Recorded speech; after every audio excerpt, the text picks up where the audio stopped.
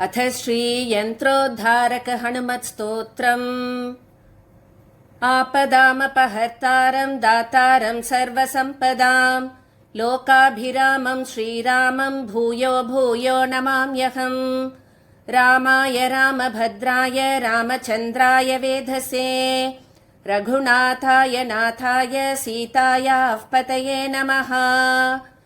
श्रीराम राम रामेति रमे रामे मनोरमे सहस्रनाम तत्तुल्यं रामनाम वरानने।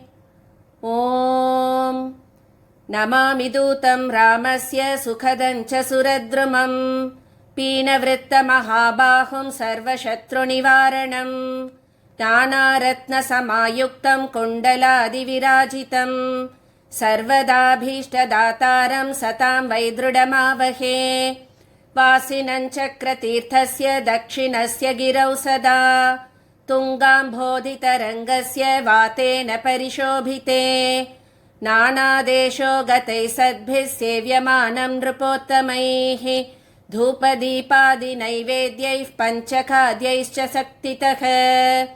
व्रजामि हनुमत्पादं हेमकान्तिसमप्रभं व्यासतीर्थयतीन्द्रेण पूजितं च विधानतः। त्रिवारं यः पठेन्नित्यं स्तोत्रं भक्त्या द्विजोत्तमः वाञ्छितं लभते भीष्टं षण्मासाभ्यन्तरं खलु।